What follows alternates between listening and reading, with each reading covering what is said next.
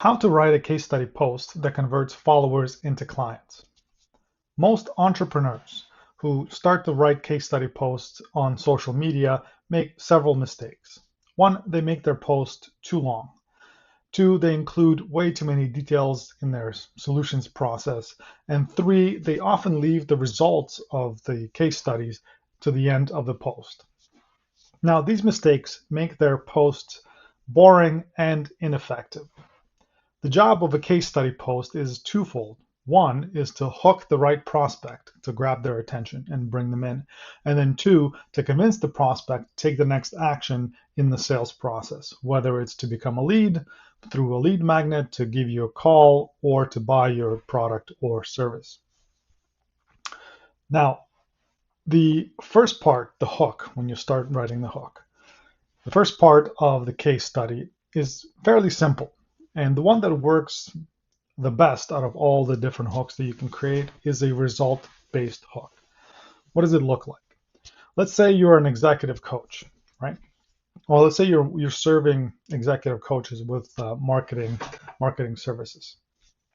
The hook for your case study could be something like this.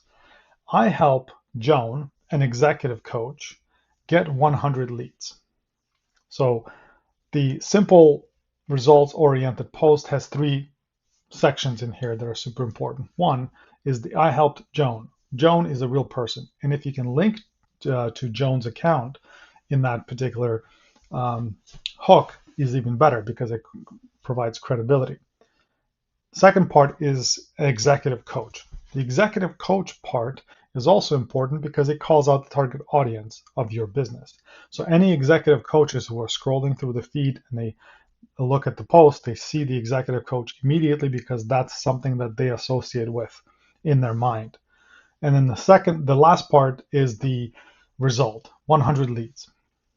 You can make your hook a little bit more punchy by adding a timeline or a quick description of how you've achieved the result. So the timeline example would be, I helped Joan, an executive coach, get 100 leads in 100 days. So now you're identifying the timeline, how long it took to get 100 leads, how long it took to get the result. Alternatively, you can say, I helped Joan, an executive coach, get 100 leads using this simple 5-step process.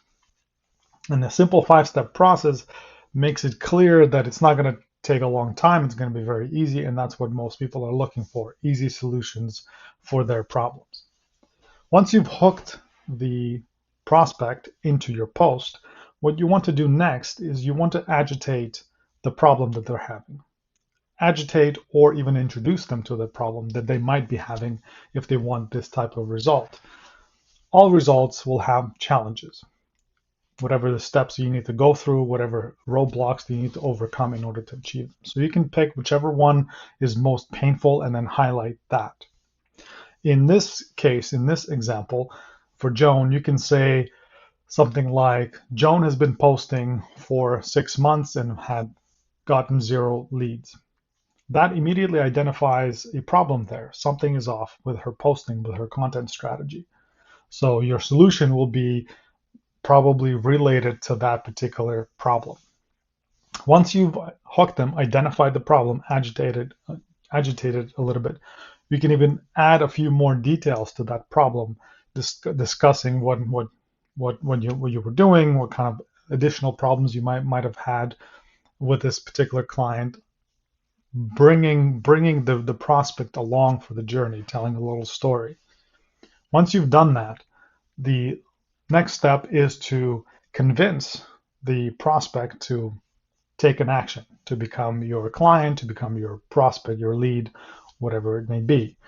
And this one is also a simple step-by-step process, step-by-step solution that's very easy to follow, very easy to understand. And you don't want to make it too complicated. So in Joan's case, for example, you have helped her get 100 leads. How did you do it? You did it by following these 4 steps.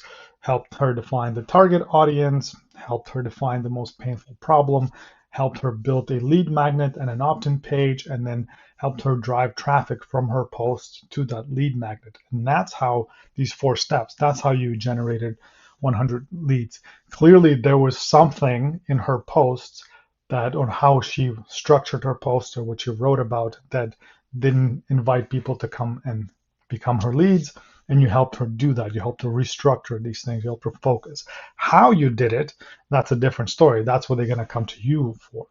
This is what you did. You did these 4 things. So the difference in the case studies will be you want to show the hook, bring them in, the result. You want to show the result. You want to show the problem that they were having agitated a little bit more.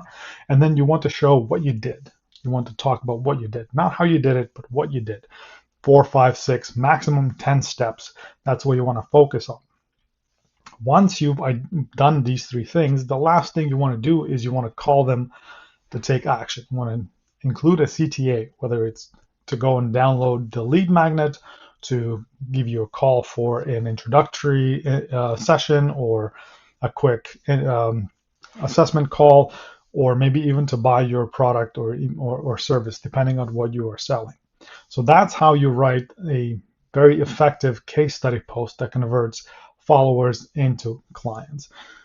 If you want a full roadmap on how to get 1,000 leads, I've put together a very simple 9-step lead magnet you can download today. And then once you sign up, you also get 27 days of business and marketing advice to help you get your business on the right way and start selling and converting prospects into leads and then into clients. Thanks. I'll see you next time.